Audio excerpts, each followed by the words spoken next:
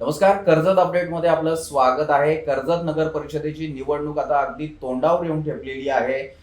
सर्वच उमेदवार अगदी घराघरापर्यंत जाऊन प्रचार करतायत, मतदारांशी बोलतायत, आपलं विकासाचं विजन मांडतायत आणि अ, आपला विकास कशाप्रकारे असेल त्याबद्दलची चर्चा करतायत. आपल्यासोबत बोलण्याकरता डॉक्टर स्वाती लाड या नगराध्यक्ष पदाच्या उमेदवार आपल्यासोबत आहेत आणि त्यांचं विकासाचं विजन कसं असणार आहे, कर्जत नगर परिषद हद्दीमध्ये कोणत्या समस्या आहेत, कोणते प्रश्न आहेत आणि आगामी काळात हे प्रश्न सोडवण्यासाठी त्यांचा कशा प्रकारचा प्रयत्न असणार आहे, या संदर्भात आपण त्यांच्याशी चर्चा करणार आहोत.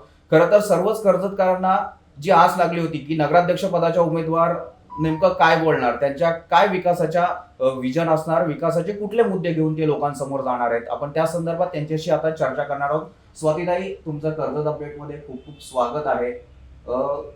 निवडणुकीचा प्रचार जोरदार सुरू आहे. मतदारांपर्यंत तुम्ही प्रत्येक घराघरापर्यंत पोहोचताय. प्रथमतः तुमची ओळख कर्जतकरांना करून द्या. नक्कीच. प्रथम कर्जत शहराच्या नागरिकांना माझा नमस्कार, तसेच पत्रकार बंधूंना माझा नमस्कार. आणि कर्जत शहराच्या पत्रकार बंधूंना धन्यवाद असेल, कारण स्थानिक लोकल लेवलचे माझे पत्रकार बंधू माझी मुलाखत घेण्यासाठी इथे आलेत, कारण त्यांना नक्कीच माहिती आहे की कर्जत शहरामध्ये कुठे कुठे काय काय समस्या आहेत. त्यामुळे त्यांचे प्रथम धन्यवाद. मी डॉक्टर स्वाती अक्षय लाड थेट नगराध्यक्ष पदासाठी उभी आहे.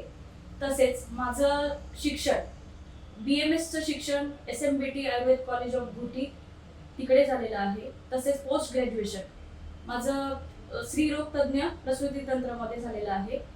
त्यामध्ये माझं संगमनेरचं SST कॉलेजमध्ये झालेलं आहे आणि मी आता मातोश्री हॉस्पिटलमध्ये कार्यरत आहे. स्वातीताई, तुम्ही निवडणुकीच्या रिंगणात उतरलेले आहात. प्रथमतः तर पाहायला गेलं तर तुम्ही आरोग्य सेवेशी निगडीत आहात. राजकीय घराण्यात तुम्ही आलेला आहात आणि तुमच्यावर ही आता राजकारणात येण्याची संधी, म्हणजे नगराध्यक्ष पदाची निवडणुकीत उतरण्याची संधी तुमच्यावर म्हणजे आता आलेली आहे. कसं वाटतंय तुम्हाला एकंदरीत? नक्कीच. जसं बाबांचं, माननीय माजी आमदार सुरेश भाऊ लाडांचं राजकीय वारसा आहे, तसेच राजेश दादा लाड, शरद भाऊ लाड हे सगळे राजकारणामध्ये असल्यामुळे त्यांचा संपर्क जसं जनतेशी आहे तसंच त्यांच्यासोबत मलाही करायला ते आवडेल, त्यांचा वारसा चालवायला आवडेल. आणि ही जी संधी भेटलेली आहे त्या संधीचं मला कसं सोनं करता येईल यासाठी मी प्रयत्नशील राहणार आहे. ताई, आता नगर परिषदेच्या निवडणुकीत आपण उतरलेले आहात. तुमचं विकासाचं विजन काय आहे? कोणते प्रश्न कर्जत शहरामध्ये भेडसावतायत आणि कशा प्रकारचे तुम्ही ते मार्गी लावणार आहात? नळ, पाणी, गटारे हे तर झालं, त्यासोबत वाहतूक समस्या, जसं ट्रॅफिक खूप होते, तसंच आपण बामचा माळा टू कर्जत शहर याचं ब्रिज बनवणे याची मागणी केलेली आहे. तसेच बिसेगाव गुंडगे याचा सुद्धा ब्रिज ची मागणी केलेली आहे. त्याचा पाठपुरावा करून आपण ते सोडवण्याचा प्रयत्न करणार आहोत. पाहायला गेलं तर कर्जत शहरामध्ये कर्जत शहर बचाव समिती देखील कार्यरत आहे. शहरातील अनेक समस्यांवर ते बाहेर आणत असतात, म्हणजे समस्या प्रशासनाच्या समोर आणत असतात आणि त्या कुठेतरी सोडवल्या जातात. प्रशासनावर दबाव आणून लोकशाही पद्धतीने आंदोलनं करून या समस्या सोडवल्या जातात. या कर्जत शहर बचाव समितीच्या कार्यपद्धतीकडे, म्हणजे ॲडव्होकेट कैलास मोरे यांचं जे आंदोलन सुरू आहे त्याकडे तुम्ही कशा प्रकारे पाहता आणि त्यांना कशा प्रकारे तुम्ही आगामी काळामध्ये सोबत घेऊन काम करणार आहात? ॲडव्होकेट कैलासदादा मोरे यांच्या मार्गदर्शनाखाली कर्जत शहर बचाव समिती तसेच दहिवली विचार मंच यामध्ये राजेश दादा असतील, तर त्यांच्या काही छोट्या मोठ्या समस्या असतील त्या समस्या सोबत घेऊन मी नगर अध्यक्ष झाल्यावर त्या समस्या सोबत घेऊन आपण त्या सोडवणार आहोत. स्वातीताई, माजी आमदार सुरेश भाऊ लाड आपले सासरे या मतदारसंघाचे गेली अनेक वर्ष लोकप्रतिनिधी राहिलेले आहेत आणि आता आमदार महेंद्र थोरवे या मतदारसंघाचं लोकप्रतिनिधित्व करतायत. या दोन्ही आमदारांच्या माध्यमातून कशा प्रकारचा विकास कर्जत शहराचा झालेला आहे, याबद्दल तुम्हाला काय वाटतं? माननीय माजी आमदार सुरेश भाऊ लाड साहेबांनी कॉन्क्रिटीकरण, रस्ते, गटारे, पाणी हे तसेच नगर परिषदची इमारत बांधण्याचं काम हे माजी आमदार सुरेश भाऊ लाड साहेब यांच्या माध्यमातून केलेलं आहे. तसेच 5 वर्षापूर्वी माननीय आमदार महेंद्रजी थोरवे साहेब यांच्या माध्यमातून सुशोभीकरणामध्ये भव्य विठ्ठलाची मूर्ती, तसेच भव्य प्रभू श्रीरामांची मूर्ती, तसेच तीर्थरूप नानासाहेब धर्माधिकारी यांचं भव्य असं प्रवेशद्वार निर्माण केलेलं आहे. महेंद्रजी थोरवे साहेब यांच्या माध्यमातून चालू आहेत.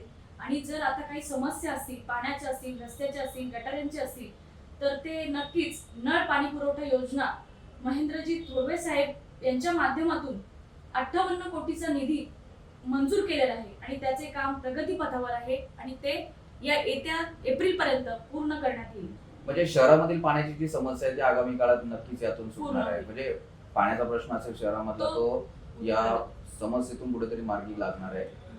तुम्ही आता प्रचारानिमित्त कर्जत शहरामध्ये म्हणजे नगर परिषद हद्दीमध्ये फिरताय, कुठले मुद्दे तुम्हाला जाणवत आहेत की असे हे जे प्रश्न आहेत, या ज्या समस्या आहेत या सोडवल्या गेल्या पाहिजेत आणि कर्जतकरांनी तुम्हाला संधी दिल्यास नगराध्यक्षपदी तुम्ही विराजमान झाल्यानंतर त्या प्रामुख्याने या ज्या समस्या आहेत त्या तुम्ही सोडवल्यात, अशा कोणत्या समस्या तुम्ही अनुभवल्यात आतापर्यंत? जसं वाढती नागरिकीकरण, तसं पाणी, गटारे, रस्ते हे तर चालूच राहणार. पण स्त्री सक्षमीकरणासाठी, महिलांच्या बचत गटासाठी अधिक बळकटी कशी देता येईल यासाठी मी प्रयत्न करेलच. युवकांसाठी मी प्रयत्न करेल, जसे क्रीडांगण असेल आणि आरोग्य सेवेच्या बाबतीत म्हटलं तर आता जे उपजिल्हा रुग्णालयामध्ये वाढीव बेडची मागणी केलेली आहे, त्याचं काम पाठपुरावा करून ते काम सुद्धा पूर्ण केलं जाईल.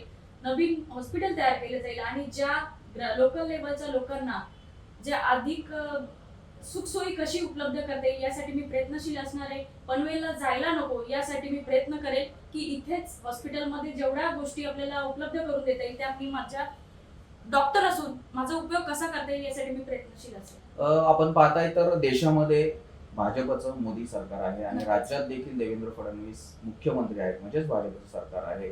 आणि आता कर्जतमध्ये तुम्ही भाजपच्या म्हणजेच महायुतीच्या उमेदवार आहात. म्हणजे जर आपल्याला कर्जतकरांनी संधी दिल्यास तर तुम्ही भाजपच्या नगराध्यक्ष व्हाल.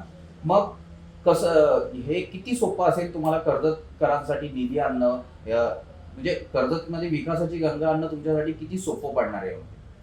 देशामध्ये बीजेपी महायुतीची सत्ता आहे, तसेच केंद्रामध्ये महायुतीची सत्ता आहे, तसेच राज्यात महायुतीची सत्ता आहे, तसेच कर्जत शहरामध्ये जर महायुतीची सत्ता आली तर आपल्याला कर्जत शहर हे सुसज्ज, स्वच्छ, सुंदर कसं बनवता येईल यासाठी खूप सोपं जाणार आहे. त्यामुळे नक्कीच कर्जतकरांना विनंती करते की जर आपल्याला कर्जतचं शहर स्वच्छ, सुंदर बनवायचं असेल तर तुमच्या सगळ्यांची साथ माझ्या पाठीशी हवी आहे आणि तुम्ही नक्कीच मला त्या आशीर्वाद रूपी मतदान करून नक्कीच आपल्याला कर्जतचा विकास सोप्या पद्धतीने करता येईल. ताई, तुमच्याबद्दल बोललं जाते तुम्ही सुशिक्षित आहात पण तुमच्याकडे अनुभव नाही, ही जी एक प्रकारची तुमच्यावर टीका होतीये किंवा तुमच्याबद्दलची चर्चा केली जाते, मग या चर्चेबद्दल तुम्ही काय विरोधकांना सांगाल आणि कर्जतकरांना तुम्ही एकंदरीत याबद्दल काय सांगणार?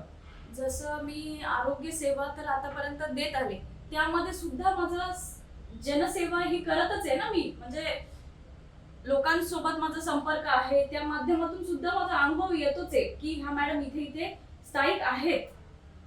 तर अनुभव बोलता येणार नाही त्यांना की अनुभव नाहीये. मी त्यांच्याशी तुमचे तसं पाहायला गेलं तर तुमचे सासरे माझे आमदार राहिलेले आहेत, ते देखील या मतदारसंघाचं लोकप्रतिनिधित्व केल्यामुळे त्यांच्या देखील अनुभवाचा तुम्हाला त्यांचा फायदा होणारच आहे. तुमच्या घराण्यामध्ये राजकारणामध्ये माजी नगराध्यक्ष म्हणजे राजेशदादा लाड हे देखील नगराध्यक्ष राहिलेले आहेत, त्यांचा अनुभवाचा देखील तुम्हाला यामध्ये फायदा होणार आहे. म्हणजे त्यामुळे तुम्हाला जरी अनुभव नसला तरी हे जे मार्गदर्शक तुमच्या मागे असल्यामुळे तुम्हाला नक्कीच याचा फायदा होईल. आणि माजी आमदार सुरेश भाऊ लाड साहेब, तसेच आमदार महेंद्रजी थोरवे साहेब, तसेच राजेशदादा लाड, शरद भाऊ लाड यांच्या प्रदीर्घ अनुभवाची शिदोरी माझ्या पाठीशी आहे. त्यामुळे नक्कीच याचा फायदा मला होणार. ताई, विरोधकांकडून एक टीका केली जाते की तुम्ही नगराध्यक्ष झालात तर तुमच्यापर्यंत पोहोचण्यासाठी 4 टेबल ओलांडून जावं लागेल, म्हणजेच तुमच्या अगोदर 4 लोकांना भेटावं लागेल, अशा प्रकारची विरोधकांकडून एक टीका तुमच्यावर होतीये. याबद्दल तुम्हाला काय वाटतंय? मी सुशिक्षित आहे, मी सक्षम आहे, स्वतःचे निर्णय स्वतः घेऊ शकते. तसेच मला लोकांच्या हितासाठी जे फायद्याचं असेल तेच मी निर्णय घेतले जातील. म्हणजे एकंदरीत तुम्हाला कुठल्याही प्रकारची 4 टेबलांची गरज नाही. तुमच्या घरामध्ये पाहायला गेलं तर अनुभवी व्यक्ती देखील आहेत. जसं माजी आमदार सुरेश भाऊ लाड साहेब यांचा दांडगा अनुभव, तसेच राजेशदादा लाड, शरद भाऊ लाड साहेब यांचा प्रदीर्घ अनुभवाची शिदोरी माझ्या पाठीशी असणार आहे. नक्कीच खूप मोठा अनुभव आहे. ताई, राज्य सरकारकडून महिलांना कुठेतरी प्रोत्साहन मिळावं यासाठी एक लाडकी बहीण योजना सुरू केली आणि ती आता देखील सुरू आहे. अनेक महिला या योजनेचा लाभ घेत आहेत. ही योजना कितपत महिलांसाठी फायदेशीर ठरते आणि आपण देखील नगर परिषद पदेवर गेल्यावर नगर परिषदेच्या नगराध्यक्ष झाल्यावर महिलांसाठी कशा प्रकारच्या योजना तुम्ही राबवणार आहात?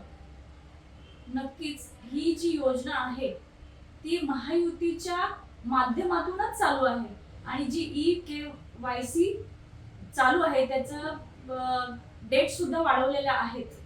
म्हणजे ज्या काही महिला म्हणजे डॉक्युमेंटचे काही प्रॉब्लेम असेल किंवा आपण- व्हेरिफिकेशन असेल ते KYC च्या माध्यमातूम पूर्ण केलं जाईल आणि आगामी काळात देखील ज्या महिलांना लाभ मिळतो तो देखील पुढील काळात देखील मिळत राहणार. कुठेतरी ही योजना फायदेशीर आहे. नगर परिषदेत तुम्ही असे काही उपक्रम महिलांच्या सक्षमीकरणासाठी काय राबवणार आहात का? जे महिला बचत गट जे चालू आहेत त्यांना अधिक बळकटी देऊन मला अधिक काय करता येईल यासाठी मी नक्कीच प्रयत्नशील असणार आहे.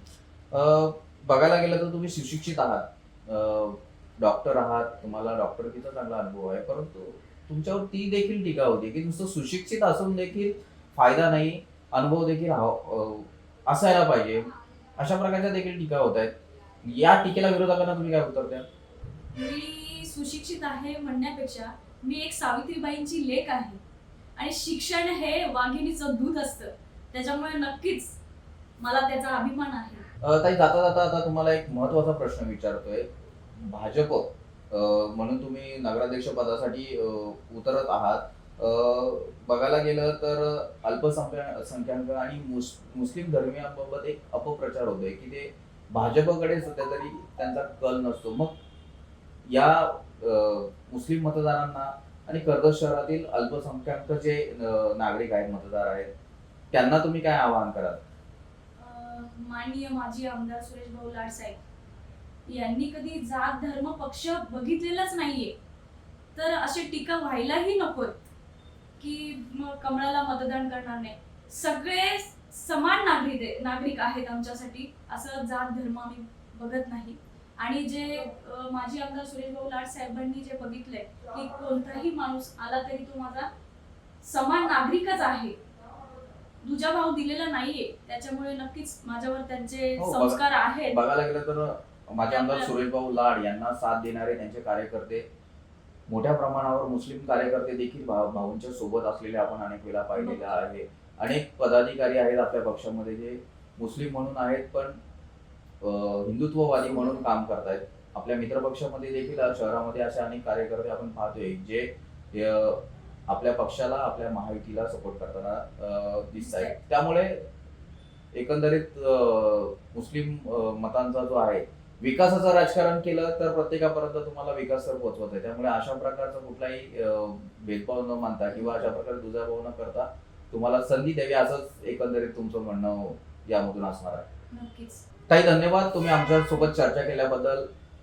तुम्ही तुमचे विकासाचे मुद्दे आमच्यासोबत मांडलेत आणि ते कर्जतकरांसमोर तुम्ही आता आणलेले आहेत. जाता जाता तुम्हाला एकच विचारेल की आता 2 तारखेला मतदान होते, कर्जतकरांना तुम्ही काय आवाहन कराल?